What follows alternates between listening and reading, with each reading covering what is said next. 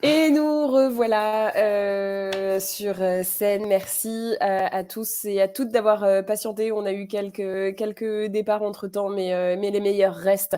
On va maintenant avoir l'immense plaisir d'accueillir Inès et Mathieu de Yago qui vont nous présenter Galade, nous parler de Picsou, de Céline Dion et de Baignoire. J'ai très très hâte. À vous les studios, à vous le micro. Yes, Merci merci Marion. Marion. Salut à tous, bonjour. Bienvenue pour cette dernière démo de la matinée et même dernière démo de toute la semaine. On est hyper content de clôturer cette grosse session. Yes, apparemment, c'est la journée qui comptait le plus d'inscrits. Donc, on peut en déduire que c'est vraiment un sujet important. C'est vraiment peut-être une galère pour pas mal d'entre nous de trouver les bons candidats. Du coup, voilà, restez encore 20 minutes avec nous. On a de bonnes nouvelles. Peut-être qu'on va se présenter un peu. Inès, je te laisse attaquer. Oui, donc moi, c'est Inès. Je travaille chez Yago depuis 4 ans et je m'occupe en gros de la communication et du marketing de Yago et des différents autres services qui viennent un peu remplir cette galaxie d'expériences candidats qu'on essaye de créer. Ouais. Et du coup, Mathieu Penet, donc ça fait depuis 2012 que je suis dans le recrutement. J'ai d'abord monté un site de recrutement qui était centré sur le digital à l'époque, et c'est en travaillant là-dessus que ça fait 5 ans maintenant que Yago existe, avec cette logique qu'on va vous expliquer là. Et il y a le dernier né de la fratrie chez nous, qui s'appelle Galahad, qu'on va vous présenter juste dans la foulée.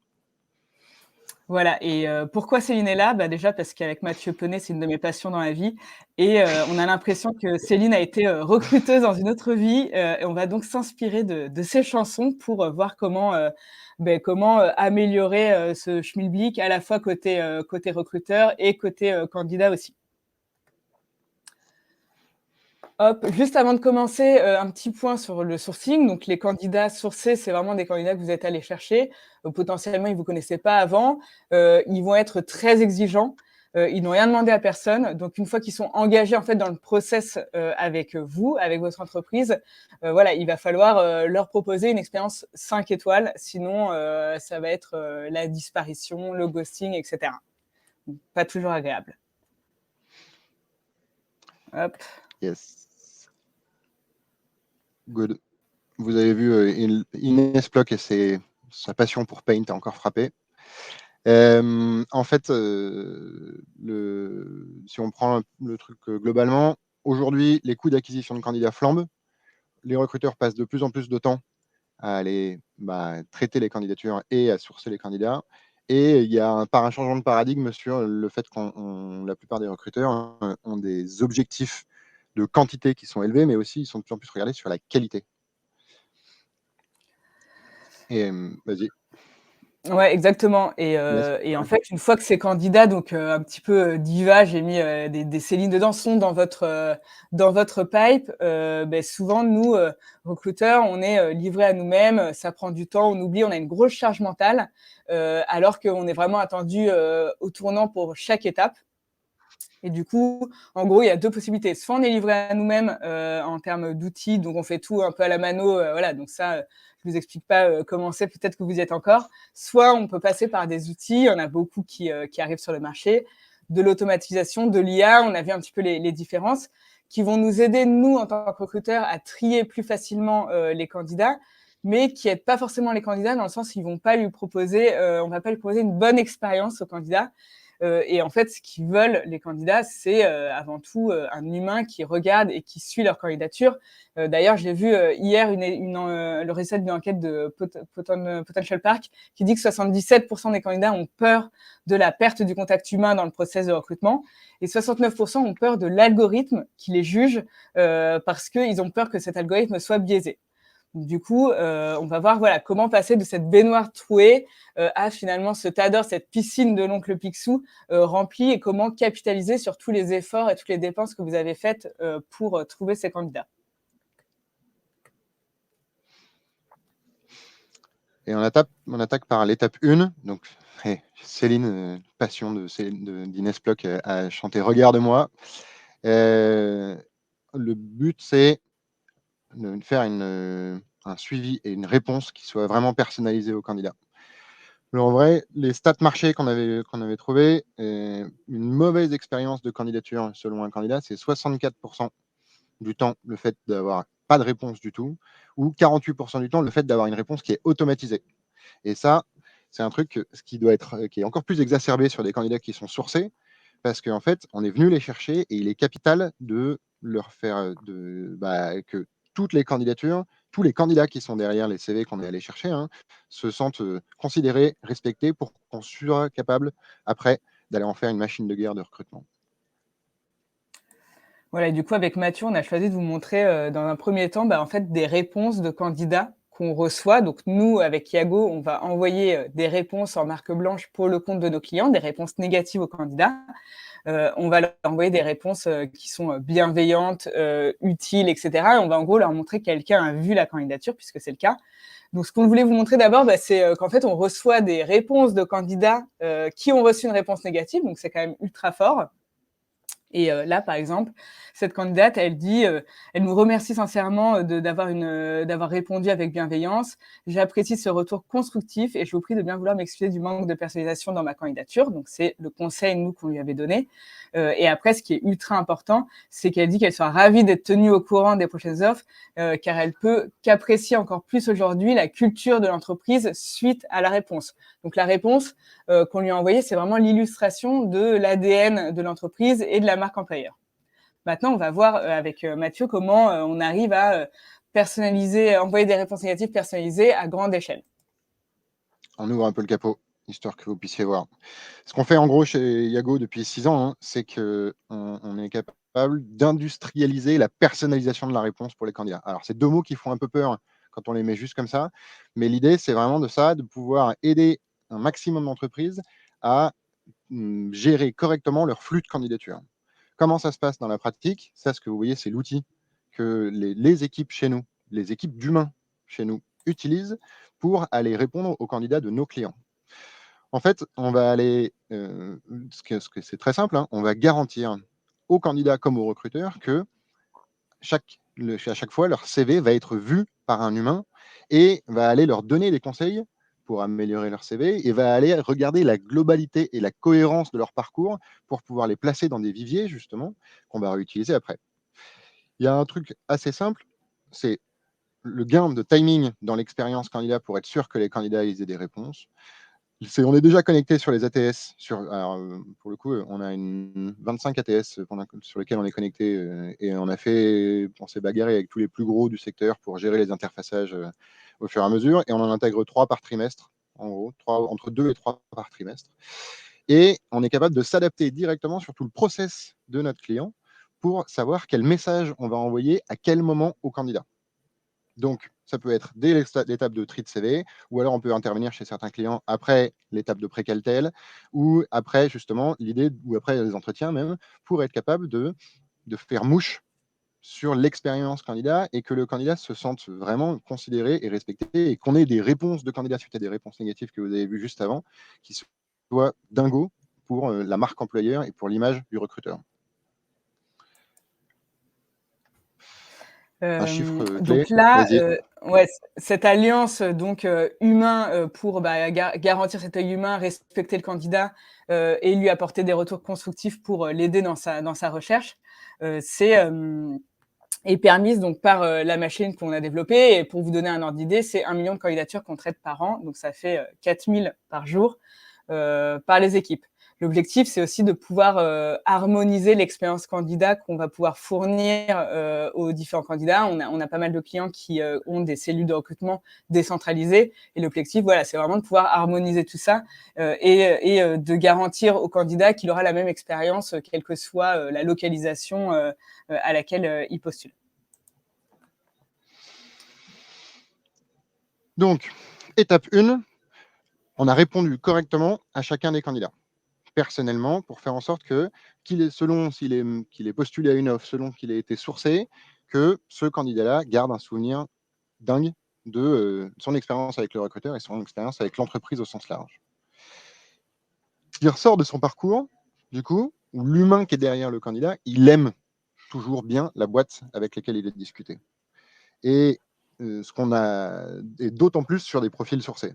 Et du coup, on met en place l'étape 2 qui est beaucoup plus héroïste derrière, pour que tu m'aimes encore du Céline, hein, mais c'est la logique de animer ces viviers, de faire du nurturing et de maintenir le contact avec ces candidats pour justement maintenir la petite flamme allumée et que le candidat, la prochaine fois qu'on va revenir vers lui avec des offres d'emploi, que ça fasse directement mouche parce que oui, il continue d'aimer la boîte et du coup, on va l'alimenter avec des infos. Et oui, on lui propose des offres d'emploi ciblées directement sur lui, pour lui, pardon, en fonction de son profil, de sa région, et toujours chez ce recruteur qu'il aime bien. Voilà, donc concrètement, ça va prendre la forme d'un mail. On va vraiment mettre en place, là encore, des compétences de copywriting, donc des compétences humaines, avec la technologie, donc le matching des nouvelles offres qui sortent chez vous et qu'on va proposer aux candidats qui ciblaient ce même type d'offre. Hop, pardon. Hop. Un chiffre clé, histoire de vous prouver que ça marche.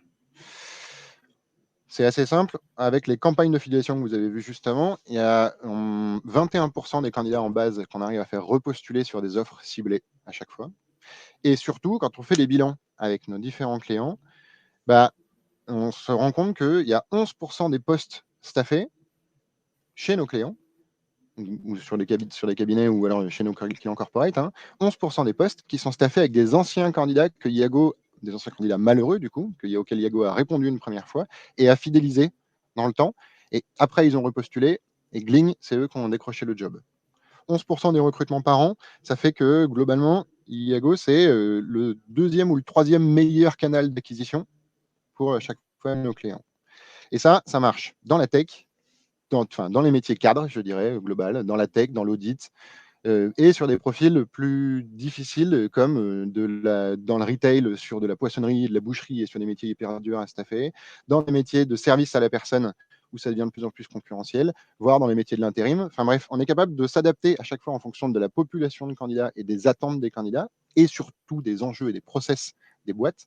Mais le chiffre de 11%, en fait, c'est vraiment un truc qui prouve que oui, être des gens bien avec tous ces candidats et oui, maintenir le contact avec ces candidats, c'est de la valeur business. Et ça a vraiment de l'impact. Voilà, donc là, ouais. Et là, c'est vraiment réunir les différentes conditions d'un vivier efficace. Donc, le candidat qui aime encore l'entreprise parce qu'on lui a répondu dans un premier temps, le candidat qui a été préqualifié, donc on a considéré qu'il était pertinent pour les offres ou qu'il allait l'être dans un futur proche, et le candidat qui est disponible. Ça, c'est quelque chose qu'on valide en envoyant en fait régulièrement les campagnes, et c'est finalement le candidat qui va revenir de lui-même quand il est disponible. On a voulu aller plus loin. Parce qu'en gros, là, Mathieu, ce qu'on a vu, c'est qu'on met, pour nos clients, on met 30% des candidats en vivier. Ouais. Donc ça fonctionne vraiment en vivier fermé. Mais on s'est dit qu'il restait 70% de candidats à qui on répondait, à qui on envoyait une réponse personnalisée, bienveillante, qu'on aidait à trouver un job, mais en leur donnant des conseils pour améliorer leur candidature. Mais on a voulu aller plus loin. Et c'est là où, en fait, donc vous avez compris, les 11% sont faits en ne fidélisant que 30% des candidats, parce que c'est les 30% des candidats qu'on met en vivier chez nos clients, de leur flux qu'on récupère. Et donc 70% qu'on, jusqu'ici, l'été dernier, on a regardé, on se disait, mais en fait, le marché se tend. Ça coûte de plus en plus cher aux entreprises d'acquérir des candidats. OK, on va faire quelque chose de ces 70% des candidats non retenus. Et c'est comme ça que Galad est né, avec cette démarche très simple de OK, si ces fameux 70% des candidats chez toi, ils t'intéressent pas, ils vont peut-être intéresser les copains. Et ça peut leur faire aussi pour eux un canal d'acquisition nouveau, et je vais dire quasiment par rapport au coût d'acquisition qu'on peut voir, presque gratos, pour mutualiser les candidats non retenus entre les enseignes pour en faire un pot commun et que ça refasse derrière pour chacun un nouveau canal d'acquisition. Est-ce que vous me suivez? C'est cette logique de mutualisation et de partage des candidats et de le faire à très grande échelle. Voilà, c'est vraiment, j'ai rajouté un petit Gollum que j'ai pas eu le temps de mettre dans notre baignoire hier. Mais en gros, au lieu de se dire, c'est un peu un changement de paradigme qu'on a vu, mais même sur des fonctions commerciales, c'est de se dire, en fait, ce candidat-là, il a postulé chez moi, mais je n'en veux pas, je n'en voudrais jamais. Donc, comment j'arrive à en fait quand même créer de la valeur? Est-ce qu'il peut pas intéresser d'autres entreprises qui ont d'autres types de besoins? Et du coup, c'est un peu du donnant-donnant, faire en sorte que voilà, moi je donne un candidat et je peux avoir accès à des nouveaux canaux de candidats dans cet environnement qu'on sait être très tendu. Ce que je voulais vous montrer, c'est côté candidat, comment ça se passe. Donc, en fait, le candidat, sur son expérience à lui, il va garder un bon souvenir de vous parce que vous allez lui donner une réponse négative personnalisée et vous allez en plus lui donner une deuxième chance, donc lui donner l'opportunité d'aller sur la plateforme Galad, de s'inscrire très rapidement. Et nous, avec Galad, on va lui faire remonter des offres d'entreprises partenaires qui correspondent à sa recherche, pareil, en type de localisation, de catégorie de job, etc. Et donc, pour vous, recruteurs, donc ça, pareil, c'est toujours $1, ça prend pas de temps, on le fait pour vous, et c'est vraiment, on essaie d'avoir un parcours avec le moins de friction possible. Et pour vous, c'est un accès à des nouveaux viviers pré-triés par catégorie, par localisation, et donc un nouveau canal de sourcing.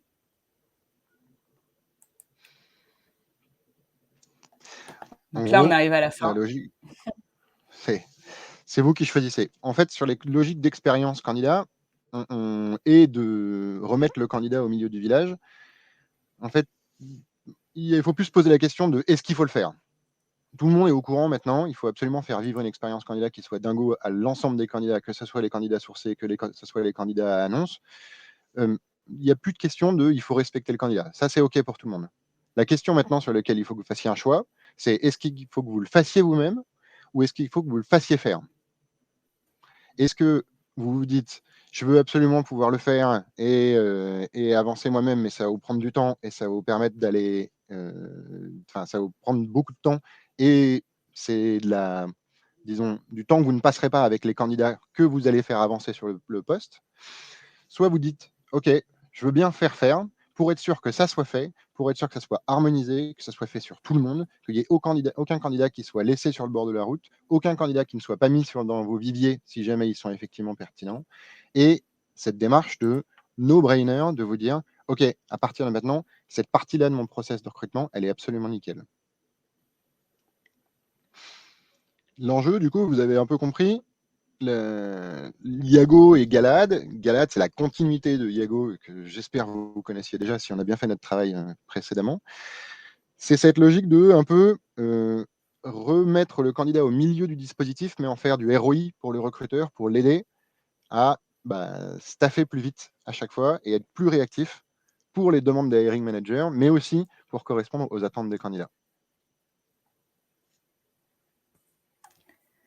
Ouais. T'es toujours là, Inès? Ouais. Cool. On a à peu près fini. On avait 20 minutes, je crois. Donc, ouais. On est preneur de toutes vos questions. Je crois qu'il y a le sondage qui se fait normalement avant. C'est Marion qui va réapparaître. Mais en tout cas, nous, on est vraiment preneur des questions que vous avez, des retours d'expérience dont vous avez besoin. Enfin voilà, on est à votre écoute. Yes, merci Mathieu, merci Inès. En effet, je suis remontée sur scène avec vous. Merci pour ces explications et pour nous avoir mis dans la tête toutes ces fabuleuses chansons qu'on adore. En effet, on lance le sondage. Vous connaissez la routine maintenant, vous êtes super habitués.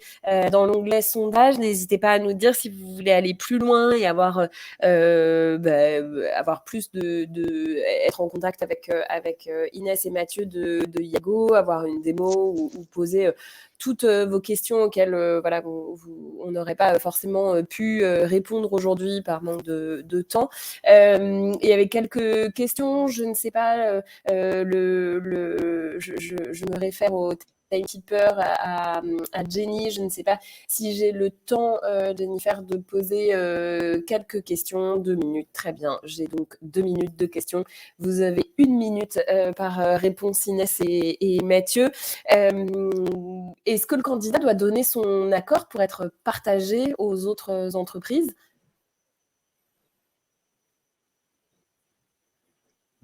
Ah, je crois que je suis toute seule. Donc oui, évidemment, on respecte le... Ah, je t'entends. Tu m'entends ? Yes. Ok, trop bien. Évidemment, on respecte le RGPD, donc le candidat doit donner son accord avant d'être partagé. En fait, nous, ce qu'on va lui envoyer, c'est un lien personnalisé et éphémère d'inscription vers Galad. Et après, donc c'est à charge à lui de valider son compte et de du coup donner son accord pour que on puisse lui faire remonter des offres qui pourraient lui correspondre. D'accord, très clair, merci.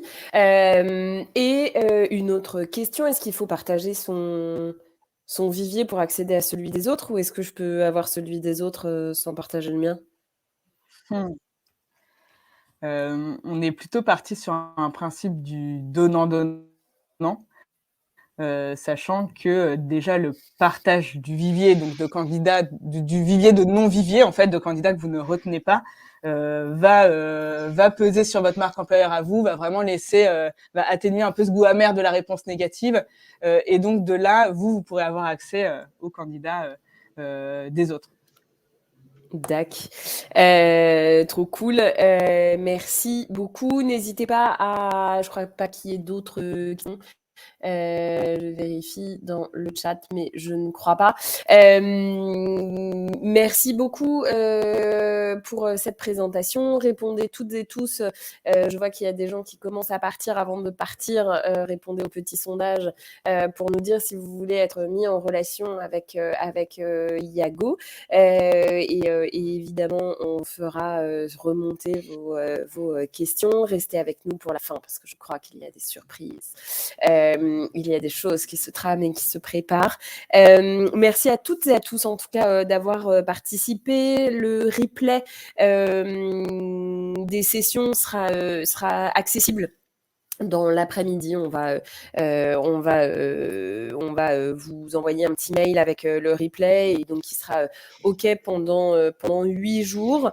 Et vous aurez un petit mail récap avec le replay, les slides, le contact commercial de chaque solution et de chaque acteur que vous avez qu'on a pu vous présenter ce matin. Et puis, si vous avez cliqué sur les sondages pour dire que vous étiez intéressé pour aller plus loin avec les acteurs, évidemment, on transmet vos coordonnées qui reviendront vers vous, évidemment. Il y a Amaury qui dit très cool, Iago. Il y a du soutien dans le chat.